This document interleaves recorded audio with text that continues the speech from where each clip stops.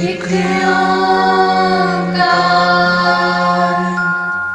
सतनाम सतनाम करता पुरख करता पुरख निर्भव निर्भव निर्वैर निर्वैर अकाल मूरत अकाल मूरत अजूनी सैभं अजूनी सैभं गुर प्रसाद जप गुर प्रसाद जप आद सच आद सच जुगाद सच जुगाद सच है भी सच है भी सच नानक होसी भी सच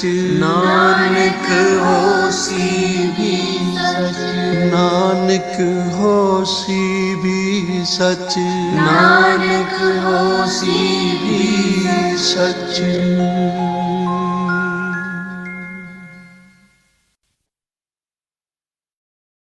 रसना जपती तू ही तू ही तू ही तू ही तू ही तू ही तू ही तू ही रसना जपती तू ही तू ही तू ही तू ही तू ही तू ही तू ही तू ही मात गर्भ तुम ही प्रतिपालक नित मंडल एक तू ही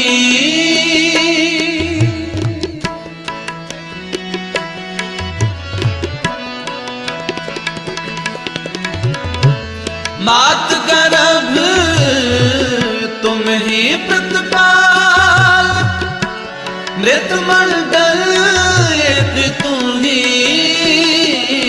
रसना जपती तू ही तू ही तू ही तू ही रसना जपती तू ही तू ही तू ही तू ही तू ही तू ही तू ही तू ही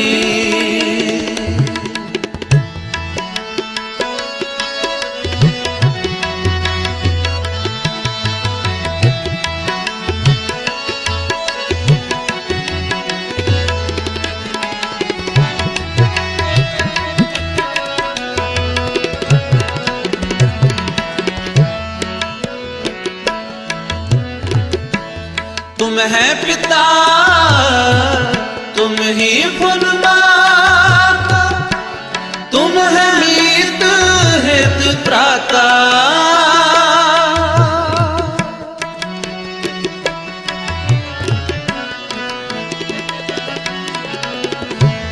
तुम है पिता तुम ही फुलमाता तुम है मीत हित प्राता तुम परिवार तुम्हें आधार तुम है जी प्राण दाता रसना जपती तू ही तू ही तू ही तू ही रसना जपती तू ही तू ही तू ही तू ही तू ही तू ही तू ही तू ही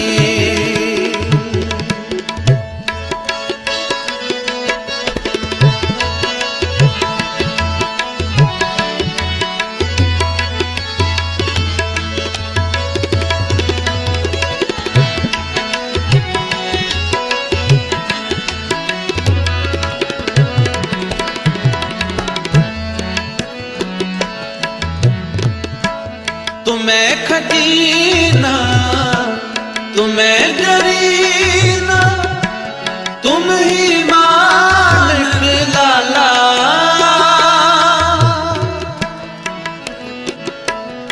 तुम ही मालिक लाला,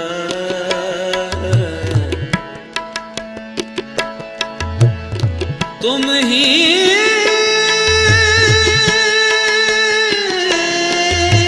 मालिक लाला, तुम ही मालिक लाला। तुम्हें खजीना, तुम्हें जरीना, तुम ही मालिक लाला,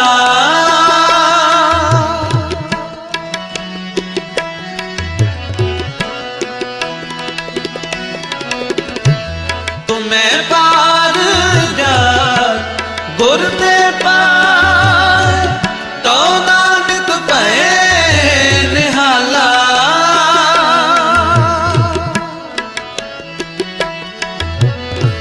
तुम्हें पार जात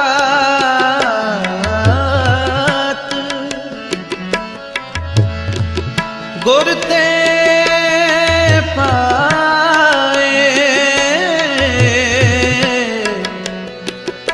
तो नानक भए निहाला,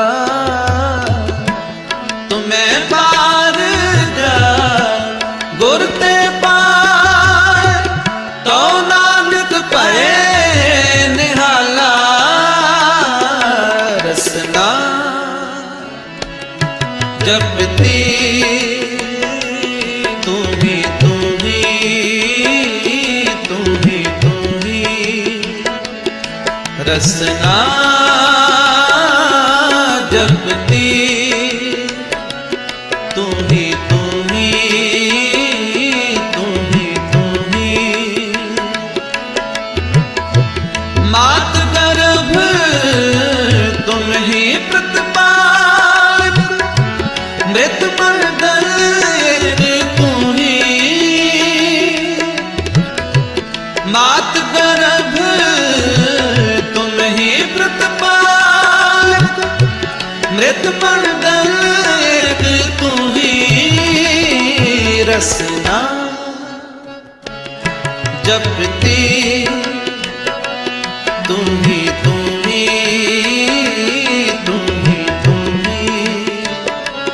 तुम्ही तुम्ही तुम्ही तुम्ही तुम्ही तुम्ही तुम्ही तुम्ही।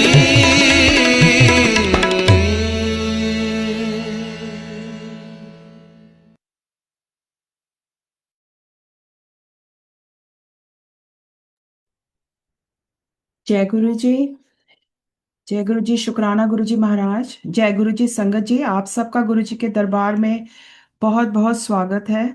शुक्राना गुरु जी आज की इन शुभ घड़ियों को बख्शने का। संगत जी लास्ट सेवा खुशी आंटी की थी, जिन्होंने चैप्टर 49 से 51 तक पढ़ा था, जिसमें हमने पढ़ा था देवताओं का गर्व दूर करने के लिए तेज है पुंज रूपनी उमा का प्रादुर्भाव, देवी के द्वारा दुर्गासुर का वध तथा उनके दुर्गा, शताक्षी, शाकंभरी और भ्रामरी आदि नाम पड़ने का कारण, देवी के क्रिया योग का वर्णन, देवी की मूर्ति एवं मंदिर के निर्माण, स्थापन और पूजन का महत्व, परा अम्बा की श्रेष्ठता, विभिन्न मासों और तिथियों में देवी के व्रत, उत्सव और पूजन आदि के फल तथा इस संहिता के श्रवण एवं पाठ की महिमा। संगत जी हमने यहाँ 51 फिनिश किया था, जिसमें उमा संहिता संपूर्ण हुई थी। आज की सेवा मीनू आंटी की है, जिसमें वो कैलाश संहिता आरंभ करेंगी। और मैं मीनू आंटी से रिक्वेस्ट करती हूँ, आंटी आप अपने आप को म्यूट कर लीजिए और अपनी सेवा शुरू करिए। वेलकम टू गुरु जी दरबार। जय गुरु जी आंटी जी। जय गुरु जी आंटी। जय गुरु जी, am I audible? हाँ जी आंटी। Okay. आज हम कैलाश संहिता का शुरू करने जा रहे हैं। जय गुरु जी, संगत जी। ओम नमः शिवाय। शिव जी सदा सहाय। ओम नमः शिवाय। गुरु जी सदा सहाय। ओम श्री गणेशाय नमः। वक्रतुंड महाकाय सूर्यकोटि सद्प्रभा निर्विघ्नं कुरु मे देवा सर्व कार्येषु सर्वदा। थैंक यू गुरु जी, मुझे शिव पुराण पढ़ने की सेवा बख्शने के लिए। मुझसे कोई गलती हो गई पढ़ने में तो मुझे माफ। जय श्री गुरु जी। जय गुरु जी। कैलाश संहिता। ऋषियों का सूत जी से तथा वामदेव जी का सरकंद से प्रश्न प्रणवार्थ निरूपण के लिए अनुरोध। नमः शिवाय सांभाय सगनाय ससूनवे प्रधान पुरुषेशाय सर्व स्थित्यं ते हेतुवे। जो प्रधान प्रकृति और पुरुष के नियंता तथा सृष्टि पालन और संहार के कारण है, उन पार्वती सहित शिव को उनके पार्षदों और पुत्रों के साथ प्रणाम है। ऋषि बोले, सूत जी, हमने अनेक आख्यानों से युक्त परम मनोहर उमा संहिता सुनी। अब आप शिव तत्व का ज्ञान बढ़ाने वाली कैलाश संहिता का वर्णन कीजिए। व्यास जी ने कहा, पुत्रों, शिव तत्व का प्रतिपादन करने वाली दिव्य कैलाश संहिता का वर्णन करता हूँ। तुम प्रेम पूर्वक सुनो। तुम्हारे प्रति स्नेह होने के कारण ही मैं तुम्हें ये प्रसंग सुना रहा हूँ। इतना कहकर व्यास जी ने काशी में मुनियों के तथा सूत जी के संवाद, व्यास मुनि संवाद, शिव पार्वती संवाद, शिव जी के द्वारा पार्वती के प्रति संन्यास पद्धति, संन्यासाचार, संन्यास मंडल, संन्यास पत्तिन्यास, वर्ण पूजन, प्रणवार्थ पद्धति आदि प्रसंगों का वर्णन करके उन्हें ऋषिगण तथा सूत जी के मिलन एवं संवाद की अवतारणा करते हुए सूत जी के प्रति ऋषियों के प्रश्न का यो वर्णन किया। ऋषि बोले, महाभाग सूत जी, आप हमारे श्रेष्ठ गुरु हैं, अतः यदि आपका हम पर अनुग्रह हो तो हम आपसे एक प्रश्न पूछते हैं। श्रद्धालु शिष्यों पर आप जैसे गुरुजन सदा स्नेह रखते हैं। इस बात को आपने इस समय हमें प्रत्यक्ष दिखा दिया। मुने, विरजा होम के समय पहले आपने जो वामदेव का मत सूचित किया था, उसे हमने विस्तार पूर्वक नहीं सुना। अब आप बड़े आदर और श्रद्धा के साथ उसे सुनना चाहते हैं।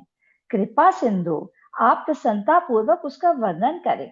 ऋषियों की ये बात सुनकर सूत के शरीर में रोमांच हो आया।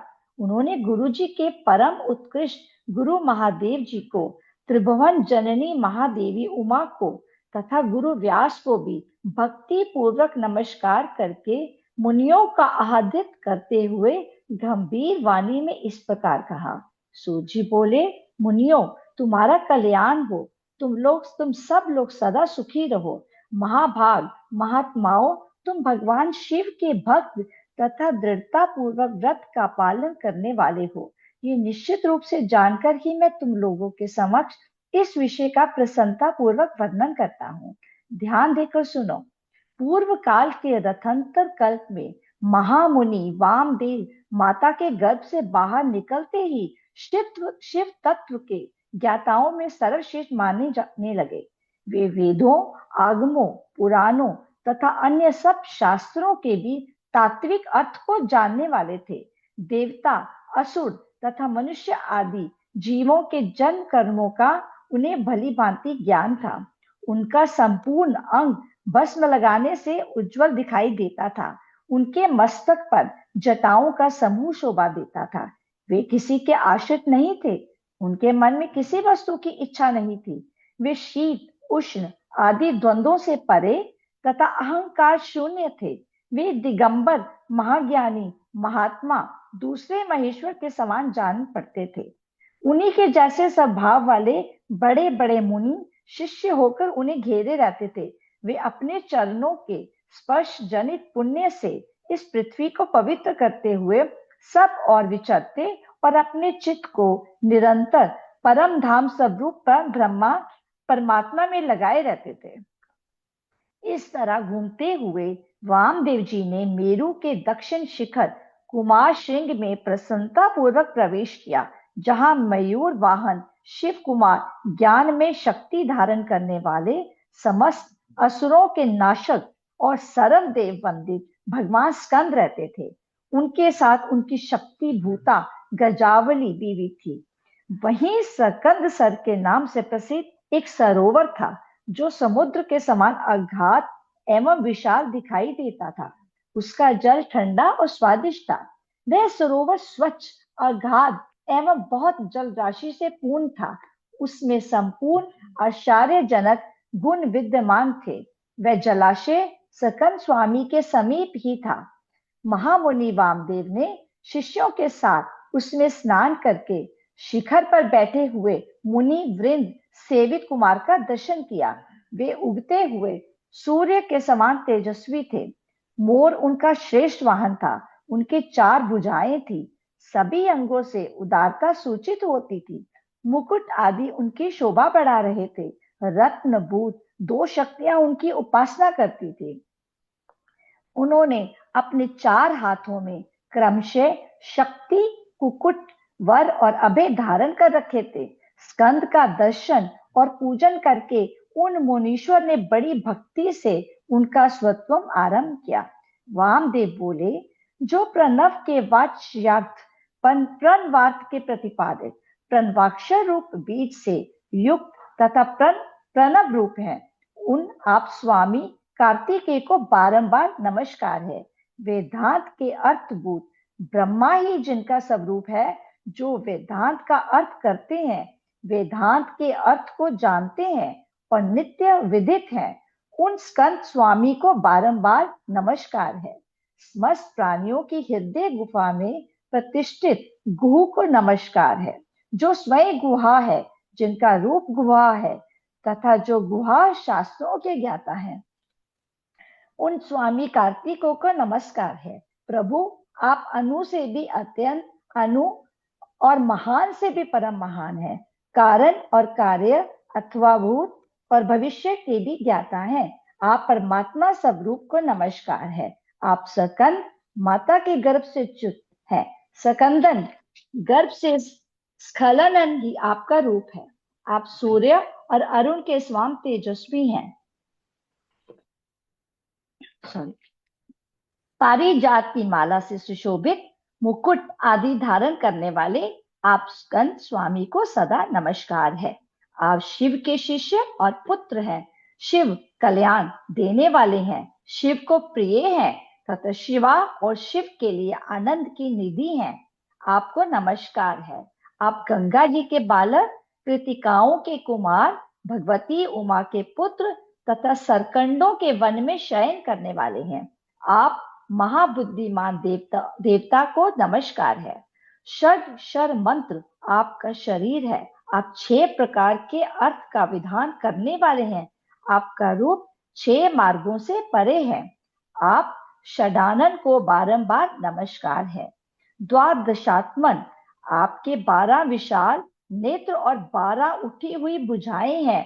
उन भुजाओं में आप 12 आयुध धारण करते हैं। आपको नमस्कार है। आप चतुर्भुज रूपधारी, शांत तथा चारों भुजाओं में क्रमशः शक्ति, कुकुट, वर और अभय धारण करते हैं। आप असुर विधारण देव को नमस्कार है। आपका वक्षस्थल गजावली के कुचों में लगे हुए कुमकुम से अंकित है। अपने छोटे भाई गणेश जी की आनंदमयी महिमा सुनकर आप मन ही मन आनंदित होते हैं। आपको नमस्कार है। ब्रह्मा आदि देवता, मुनि और किन्नर गणों से गाई जाने वाली गाथा विशेष के द्वारा जिनके पवित्र कीर्ति धाम का चिंतन किया जाता है, उन आप स्कंद को नमस्कार है। देवताओं के निर्मल किरीट को विभूषित करने वाली पुष्पमालाओं से आपके मनोहर चरणार विंदों की पूजा की जाती है। आपको नमस्कार है। जो वामदेव द्वारा वर्णित इस दिव्य स्कंद स्तोत्र का पाठ या श्रवण करता है, वह परम गति को प्राप्त होता है। ये स्तोत्र बुद्धि को बढ़ाने वाला, शिव भक्ति की वृद्धि करने वाला, आयु, आरोग्य तथा धन की प्राप्ति करने वाला और सदा संपूर्ण अभीष्ट को देने वाला है। वामदेव ने इस प्रकार देव सेनापति भगवान स्कंद की स्तुति करके 3 बार उनकी परिक्रमा की और पृथ्वी पर दंड की भांति गिरकर नतमस्तक हो बारंबार साष्टांग प्रणाम और परिक्रमा करने के अनंतर वे विनीत भाव से उनके पास खड़े हो गए। वामदेव जी के द्वारा किए गए इस परमार्थपूर्ण स्तोत्र को सुनकर महेश्वर पुत्र भगवान स्कंद बड़े प्रसन्न हुए। उस समय वे महासेन वामदेव जी से बोले, मुने, मैं तुम्हारी की हुई पूजा स्तुति और भक्ति से तुम पर बहुत प्रसन्न हूँ। तुम्हारा कल्याण हो। आज मैं तुम्हारा कौन सा प्रिय कार्य सिद्ध करूं? तुम योगियों में प्रधान, स्वर्था परिपूर्ण और निष्प्रिय हो। इस जगत में कोई ऐसी वस्तु नहीं है जिसके लिए तुम जैसे वीतराग महर्षि याचना करें।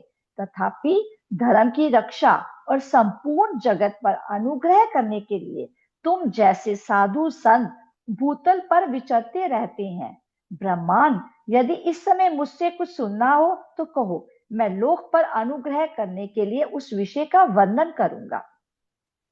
स्कंद की वह बात सुनकर महामुनि वामदेव ने विनयावनत हो मेघ के समान गंभीर वाणी में कहा। वामदेव बोले, भगवान, आप परमेश्वर हैं, अलौकिक और लौकिक सब प्रकार की विभूतियों के दाता हैं, सर्वज्ञ, सर्वकर्ता, संपूर्ण शक्तियों को धारण करने वाले और सबके स्वामी हैं। हम साधारण जीव हैं। आप परमेश्वर के समीप बोलने की शक्ति या बात करने की योग्यता हमें नहीं है। तथापि ये आपका अनुग्रह है कि आप मुझसे बात करते हैं। महाप्राज्ञ, मैं कृतार्थ हूँ। कण मात्र विज्ञान से प्रेरित हो आपके समक्ष अपना प्रश्न रख रहा हूँ। मेरे इस अपराध को आप क्षमा करेंगे। प्रणव सबसे उत्तम मंत्र है। वह साक्षात परमेश्वर का वाचक है। पशुओं, जीवों के पाश बंधन को छुड़ाने वाले भगवान पशुपति ही उसके वाच्यार्थ है। ओमी तीदम सर्वम, ओंकार ही ये प्रत्यक्ष दिखने वाला समस्त जगत है। ये सनातन श्रुति का कथन है। ओम इति ब्रह्मा, अर्थात ओम ये ब्रह्मा है तथा सर्वे होतद ब्रह्मा, ये सबका सब ब्रह्मा ही है। इत्यादि बातें भी श्रुतियों द्वारा कही गई हैं। इस प्रकार मैंने समिष्ट तथा विष्ट भाव से प्रणवाद का श्रवण किया है। तात्पर्य ये है कि समिष्ट और विष्ट सभी पदार्थ प्रणव के ही अर्थ हैं। प्रणव के द्वारा सबका प्रतिपादन होता है। ये बात मैंने सुन रखी है। महासेन, मुझे कभी आप जैसा गुरु नहीं मिला है, अतः कृपा करके आप प्रणव के अर्थ का प्रतिपादन कीजिए। उपदेश की विधि से तथा सदाचार परंपरा को ध्यान में रखकर आप हमें प्रणवाद का उपदेश दें। मुनि के इस प्रकार पूछने पर स्कंद ने प्रणव स्वरूप 38 श्रेष्ठ कलाओं द्वारा लक्षित तथा सदा पार्श्व भाग में उमा को साथ रखने वाले और मुनिवरों से घिरे हुए भगवान सदाशिव को प्रणाम करके उस श्रेय का वर्णन आरंभ किया जिसे श्रुतियों ने भी छिपा रखा है। ओम नमः शिवाय। अध्याय 1 से 11 समाप्त। प्रणव के वाच्यार्थ रूप सदाशिव के स्वरूप का ध्यान, वर्णाश्रम धर्म के पालन का महत्व, ज्ञानमयी पूजा, संन्यास के पूर्वांग भूत नांदी, श्राद्ध एवं ब्रह्मा यज्ञ आदि का वर्णन। श्री स्कंद ने कहा, महाभाग मुनीश्वर वामदेव, तुम्हें साधुवाद है क्योंकि तुम भगवान शिव के अत्यंत भक्त हो और शिव तत्व के ज्ञाताओं में सबसे श्रेष्ठ हो। तीनों लोकों में कहीं कोई ऐसी वस्तु नहीं है जो तुम्हें ज्ञात ना हो। तथापि तुम लोक पर अनुग्रह करने वाले हो, इसलिए तुम्हारे समक्ष इस विषय का वर्णन करूंगा। इस लोक में जितने जीव हैं वे सब नाना प्रकार के शास्त्रों से मोहित हैं। परमेश्वर की अति विचित्र माया ने उन्हें परमार्थ से वंचित कर दिया है। अतः प्रणव के वाचार्थ भूत साक्षात महेश्वर को वे नहीं जानते। वे महेश्वर ही सगुण, निर्गुण तथा त्रिदेवों के जनक पर ब्रह्मा परमात्मा है। मैं अपना दाहिना हाथ उठाकर तुमसे शपथ पूर्वक कहता हूँ कि ये सत्य है, सत्य है, सत्य है। मैं बारंबार इस सत्य को दोहराता हूँ कि प्रणव के अर्थ साक्षात शिव ही है। श्रुतियों, स्मृति शास्त्रों, पुराणों तथा आगमों में प्रधानतया उन्हीं को प्रणव का वाच्यार्थ बताया गया है, जहां से मन सहित वाणी उस परमेश्वर को ना पाकर लौट आती है, जिसके आनंद का अनुभव करने वाला पुरुष किसी से डरता नहीं। ब्रह्मा, विष्णु तथा इंद्र सहित ये संपूर्ण जगत भूतों और इंद्रिय समुदायों के साथ सर्वप्रथम जिससे प्रकट होता है, जो परमात्मा स्वयं किसी से और कभी भी उत्पन्न नहीं होता, जिसके निकट विद्युत, सूर्य और चंद्रमा का प्रकाश काम नहीं देता तथा जिसके प्रकाश से ही ये संपूर्ण जगत सब ओर से प्रकाशित होता है, वह पर ब्रह्मा परमात्मा संपूर्ण ऐश्वर्य से संपन्न होने के कारण स्वयं ही सर्वेश्वर शिव नाम धारण करता है।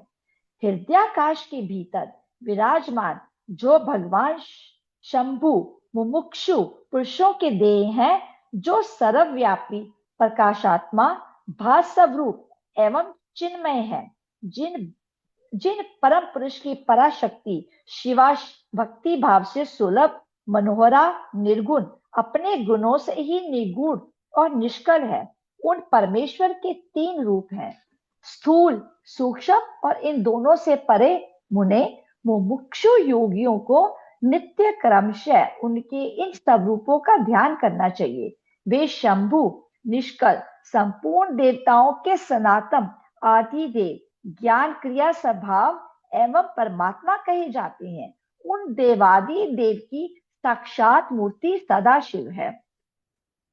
ईशानादि 5 मंत्र उनके शरीर हैं। वे महादेव जी पंचकला रूप हैं। उनकी अंग कांति शुद्ध स्फटिक के समान उज्जवल है। वे सदा प्रसन्न रहने वाले तथा शीतल आभा से युक्त हैं। उन प्रभु के 5 मुख, 10 भुजाएं और 15 नेत्र हैं। ईशान मंत्र उनका मुकुट मंडित मस्तक है। तत्पुरुष मंत्र उन पुरातन प्रभु का मुख है। अघोर मंत्र हृदय है। वामदेव मंत्र गुहा प्रदेश है तथा सदोजात मंत्र उनके पैर हैं।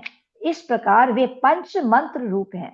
वे ही साक्षात साकार और निराकार परमात्मा है। सर्वज्ञता आदि 6 शक्तियां उनके शरीर के 6 अंग हैं। वे शब्दादि शक्तियों से स्वरित हृदय कमल के द्वारा सुशोभित हैं। वाम भाग में मनोन्मणि नामक अपनी शक्ति से विभूषित हैं। अब मैं मंत्र आदि 6 प्रकार के अर्थों को प्रकट करने के लिए जो अर्थोपन्यास की पद्धति है, उसके द्वारा प्रणव के समिष्ट और वैष्ट संबंधी भावार्थ का वर्णन करूंगा। परंतु पहले उपदेश का क्रम बताना उचित है, इसलिए उसको सुनो। मुने, इस मानव लोक में 4 वर्ण प्रसिद्ध हैं। उसमें से जो ब्राह्मण, क्षत्रिय और वैश्य, ये 3 वर्ण हैं। उन्हीं का वैदिक आचार से संबंध है। त्रैवर्णिकों की सेवा ही जिनके लिए सारभूत धर्म है, उन शूद्रों का वेदाध्ययन में अधिकार नहीं है। यदि सब त्रैवर्णिक अपने अपने आश्रम धर्म के पालन में हार्दिक अनुराग के साथ लगे हों, तो उनका ही श्रुतियों और स्मृतियों में प्रतिपादित धर्म के अनुष्ठान में अधिकार है, दूसरे का कदापि नहीं। श्रुति और स्मृति में प्रतिपादित कर्म का अनुष्ठान करने वाला पुरुष अवश्य सिद्धि को प्राप्त होगा। ये बात वेदोक्त मार्ग को दिखाने वाले परमेश्वर ने स्वयं कही है। वर्ण धर्म और आश्रम धर्म के पालन जनित पुण्य से परमेश्वर का पूजन करके बहुत से श्रेष्ठ मुनि उनके सायुज्य को प्राप्त हो गए हैं। ब्रह्मचर्य के पालन से ऋषियों की, यज्ञ कर्मों के अनुष्ठान से देवताओं की तथा संतानोपादन से पितरों की तृप्ति होती है, ऐसा श्रुति ने कहा। इस प्रकार ऋषिगण, ऋषि ऋण, देव ऋण तथा पितृ ऋण, इन तीनों से मुक्त हो वानप्रस्थ आश्रम में प्रविष्ट होकर मनुष्य शीत, उष्ण तथा सुख दुखादि द्वंद्वों को सहन करते हुए जितेंद्रिय, तपस्वी और मिताहारी हो यम, नियम आदि का योग का अभ्यास करे, जिससे बुद्धि निश्चल तथा अत्यंत दृढ़ हो जाए। इस प्रकार क्रम से अभ्यास करके शुद्ध चित्त हुआ पुरुष संपूर्ण कर्मों का संन्यास कर दे। समस्त कर्मों का संन्यास करने के पश्चात ज्ञान के समादर में तत्पर रहे। ज्ञान के समादर को ही ज्ञान में पूजा कहते हैं। वह पूजा जीव की साक्षात जीव के साथ एकता का बोध कराकर जीवन मुक्ति रूप फल देने वाली है। यतियों के लिए इस पूजा को सर्वोत्तम तथा निर्दोष समझना चाहिए। महाप्राज्ञ, तुम पर स्नेह होने के कारण लोकानुग्रह की कामना से मैं उस पूजा की विधि बता रहा हूं, सावधान होकर सुनो। साधक को चाहिए कि वह संपूर्ण शास्त्रों के तत्वार्थ के ज्ञाता, वेदांत ज्ञान के पारगन तथा बुद्धिमानों में श्रेष्ठ आचार्य की शरण में जाए। उत्तम बुद्धि से युक्त एवं चतुर साधक आचार्य के समीप जाकर विधि पूर्वक दंड प्रणाम आदि के द्वारा उन्हें यत्न पूर्वक संतुष्ट करे। फिर गुरु की आज्ञा ले वह 12 दिनों तक केवल दूध पीकर रहे। तदंतर शुक्ल पक्ष की चतुर्थी या दशमी को प्रातःकाल विधिवत स्नान कर शुद्ध चित्त हुआ विधान साधक नित्य कर्म करके गुरु को बुलाकर शास्त्रोक्त विधि से नांदी श्राद्ध करे। नांदी श्राद्ध में विश्व देवों की संज्ञा सत्य और वसु बताई गई है। प्रथम देव श्राद्ध में नांदी मुख देवता ब्रह्मा, विष्णु और महेश कहे गए हैं। दूसरे ऋषि श्राद्ध में उन्हें ब्रह्मा ऋषि, देव ऋषि तथा राज ऋषि कहा गया है। तीसरे दिव्य श्राद्ध में उनकी वसु, रुद्र और आदित्य संज्ञा बताई गई है। चौथे मनुष्य श्राद्ध में सनक आदि 4 मुनीश्वर ही नांदी मुख देवता है। पांचवें भूत श्राद्ध में 5 महाभूत, नेत्र आदि 11 इंद्रिय समूह तथा जरायुज आदि चतुर्विध प्राणी समुदाय नांदी मुख माने गए हैं। छठे प्रतिष्ठ श्राद्ध में पिता, पितामह और प्रपितामह ये 3 नांदी मुख देवता है। 7वें मातृ श्राद्ध में माता, पितामही और प्रपितामही इन तीनों को नांदी मुख देवता बताया गया है। तथा 8वें आत्म श्राद्ध में आत्मा, पिता, पितामह और प्रपितामह ये 4 नांदी मुख देवता कहे गए हैं।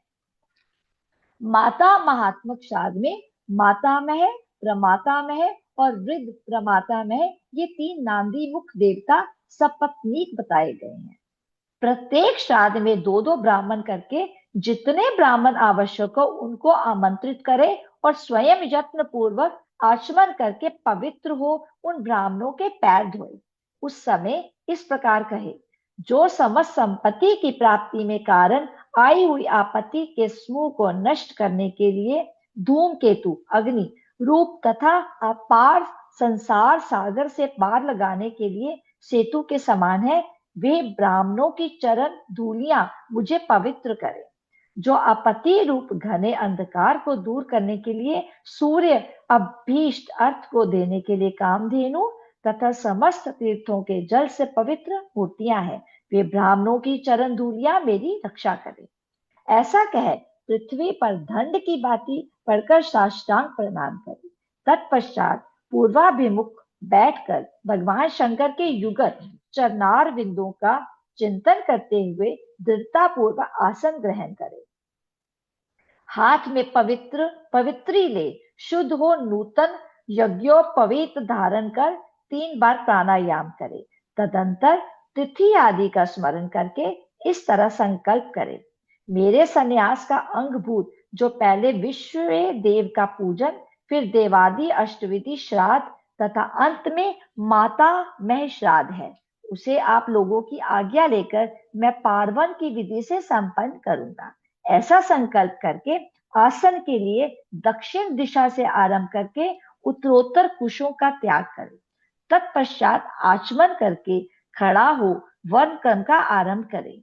अपने हाथ में पवित्री धारण करके 2 ब्राह्मणों के हाथों का स्पर्श करते हुए इस प्रकार कहे, विश्वे देवार्थ भवन्तो वृणे भवदयाम नांदी श्राद्धे शनहे प्रसादनीय। अर्थात हम विश्व देव श्राद्ध के लिए आप दोनों का वरण करते हैं, आप दोनों नांदी श्राद्ध में अपना समय देने की कृपा करें। इतना सभी श्राद्धों के ब्राह्मणों के लिए कहे। सर्वत्र ब्राह्मण वरण की विधि का यही क्रम है। इस प्रकार वरण का कार्य पूर्ण करके 10 मंडलों का निर्माण करें। उत्तर से आरंभ करके 10 मंडलों का अक्षत से पूजन करके उन्हें क्रमशः ब्राह्मणों को स्थापित करें। फिर उनके चरणों पर भी अक्षत आदि चढ़ाए। तदंतर संबोधन पूर्वक विश्व देव आदि नामों का उच्चारण करें और कुश, पुष्प, अक्षत एवं जल से इदम व पादम कहकर पाद्य निवेदन करें। इस प्रकार पाद्यम देकर स्वयं भी अपना पैर धो ले और उत्तराभिमुख हो आचमन करके एक एक श्राद्ध के लिए जो 2-2 ब्राह्मण कल्पित हुए हैं उन सबको आसनों पर बिठाए और ये कहे, विश्वे देव स्वरूप स्वरूपस्य ब्राह्मणस्य इदमासनम। विश्वे देव स्वरूप ब्राह्मण के लिए ये आसन समर्पित है। ये कहे कुशासन दे स्वयं भी हाथों में कुश लेकर आसन पर स्थित हो जाए। इसके बाद कहे, अस्मिना नांदी मुख श्राद्धे विश्वे देवार्थे भवदयाम शनः क्रियताम। इस नांदी मुख श्राद्ध में विश्व देव के लिए आप दोनों क्षण समय प्रदान करें। तदंतर प्राप्नुताम भवंतो, आप दोनों ग्रहण करें, ऐसा कहें। फिर दोनों श्रेष्ठ ब्राह्मण इस प्रकार उत्तर दें, प्राप्नुयाव, हम दोनों ग्रहण करेंगे। इसके बाद यजमान उन श्रेष्ठ ब्राह्मणों से प्रार्थना करे, मेरे मनोरथ की पूर्ति हो, संकल्प की सिद्धि हो, इसके लिए आप अनुग्रह करें। तत्पश्चात पद्धति के अनुसार अधर्य दे पूजन कर शुद्ध केले के पत्ते आदि धोए हुए पात्रों में परिपक्व अन्न आदि भोज्य पदार्थों को परोसकर पृथक पृथक कुश बिछाकर और स्वयं वहां जल छिड़कर प्रत्येक पात्र पर आदर पूर्वक दोनों हाथ लगा पृथ्वी ते पात्रम इत्यादि मंत्र का पाठ करें।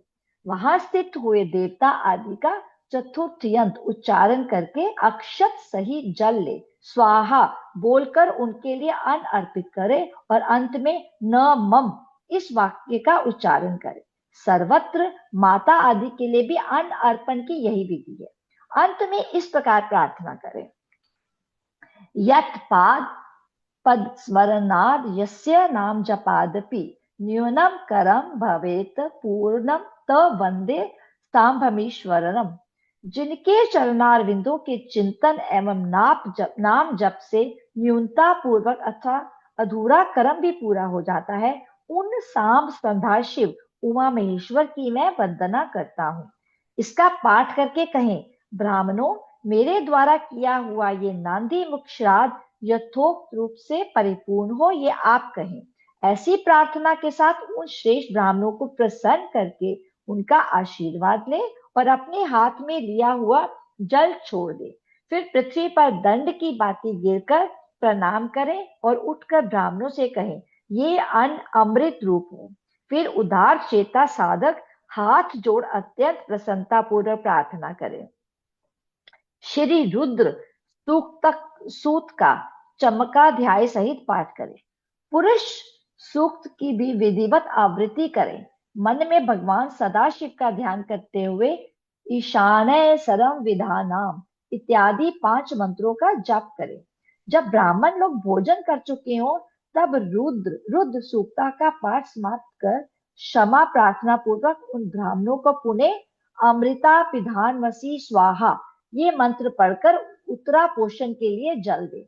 तदंतर हाथ पैर धो आचमन करके पिंडदान के स्थान पर जाएं। वहां पूर्वाभिमुख बैठकर मौन भाव से 3 बार प्राणायाम करें।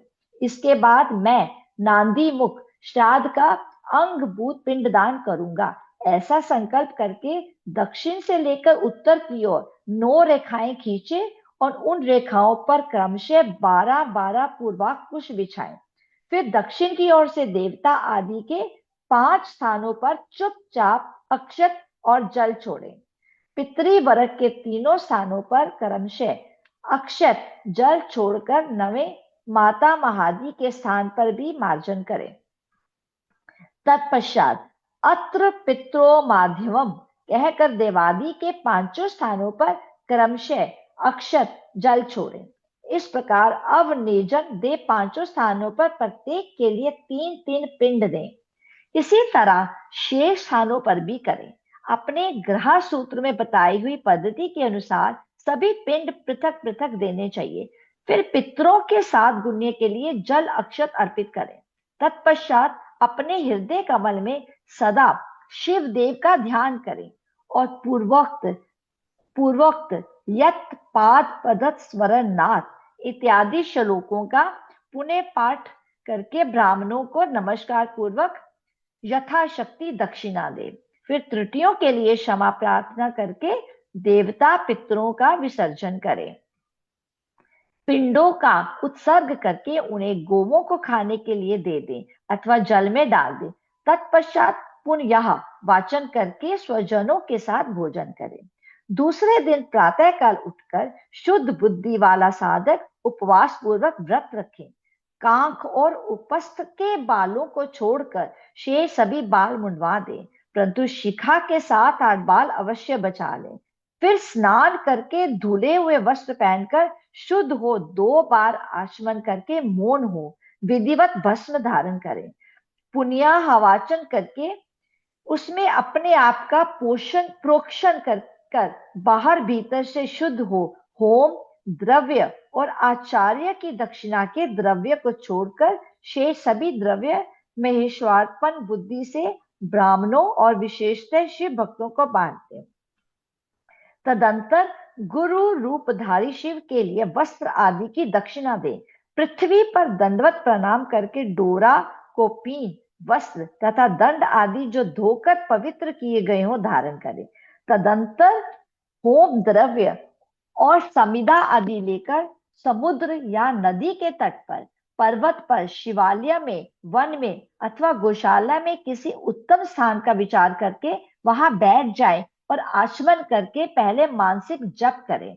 फिर ओम नमो ब्राह्मणे इस मंत्र का 3 बार जप करके अग्नि मीले पुरोहितम इस मंत्र का पाठ करके इसके बाद अथ महाव्रतम अग्नि व देवानाम एतस्य समामनायम ओम ईशे त्वजर्य तवा वायवस्त अगम आयावी वीतय तथा शौनम नो देवी रभिष्टे इत्यादि का पाठ करें। तत्पश्चात म य र स त ज भ न ल ग पंच सवम सरमयम समामनाताय अथ शिक्षाम प्रवक्ष्यामि वृद्धिरादेच अथातो धर्म जिज्ञासा अथातो ब्रह्मा जिज्ञासा इन सब का पाठ करें। तदंतर यथासंभव वेद पुराण आदि का स्वाध्याय करें। इसके बाद ओम ब्रह्माणे नमो, ओम इंद्राय नमो, ओम सूर्याय नमो, ओम सोमाय नमो, ओम प्रजापते नमो, ओम आत्माने नमो, ओम अंतरात्माय नमो, ओम ज्ञानात्मये नमो, ओम परमात्माय नमो इत्यादि रूप से ब्रह्मा आदि शब्दों के आदि में ओम और अंत में नमः लगाकर उनके चतुर्ध्यंत रूप का जप करें। इसके बाद 3 मुट्ठी सत्तू लेकर प्रणव के उच्चारण पूर्वक 3 बार खाए और प्रणव से ही 2 बार आचमन करके नाभि का स्पर्श करें। उस समय आगे बताए जाने वाले शब्दों के आदि में प्रणव और अंत में नमः स्वाहा जोड़कर उनका उच्चारण करें। यथा ओम आत्मे नमः स्वाहा, ओम अंतरात्मे नमः स्वाहा, ओम ज्ञानात्मे नमः स्वाहा, ओम परमात्मे नमः स्वाहा, ओम प्रजापते नमः स्वाहा इति। तदंतर पृथक पृथक प्रणव मंत्र से ही दूध दही मिले हुए घी को अथवा केवल जल को 3 बार चाट कर पुनः 2 बार आचमन करें।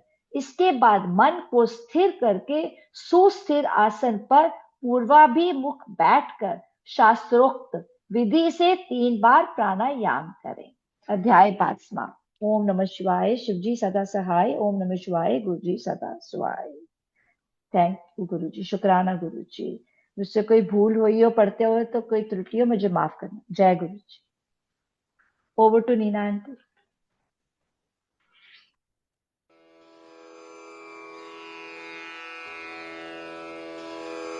जय गुरु जी की। अब हम मंत्र जाप करेंगे।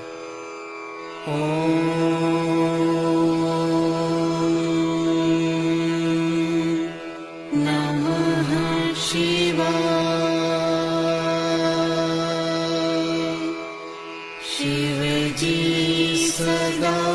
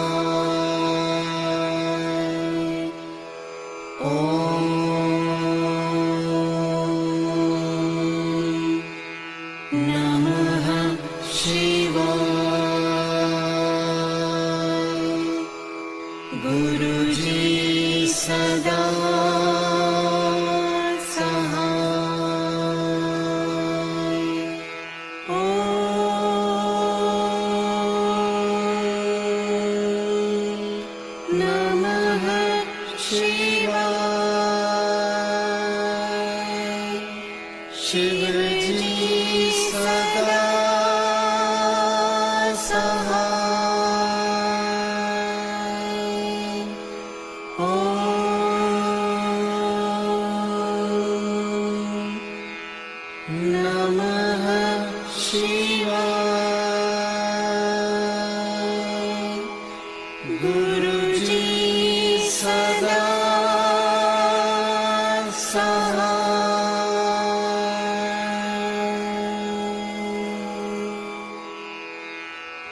जय गुरु जी की।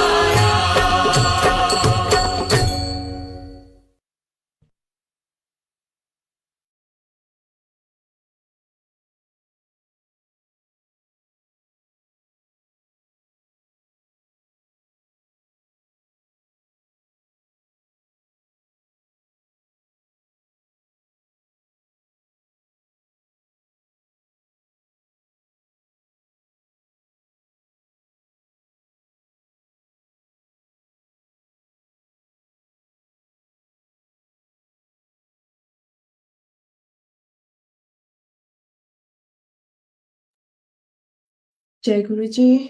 शुक्राना गुरु जी महाराज, बहुत बहुत शुक्राना आपका आज की सेवा लेने का।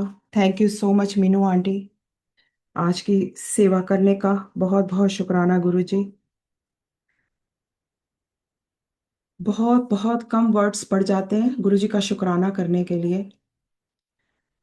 समझ में भी नहीं आता कि क्या कहें। वो महाराज जो एवरी सिंगल डे हम सब के ऊपर अपनी बख्शिश, अपने सब के ऊपर इतनी ब्लेसिंग्स देते हैं कि अनगिनत ब्लेसिंग्स हैं जिनका शुक्राना भी ऐसे लगता है बहुत छोटा वर्ड हो गया है। संगत जी, आज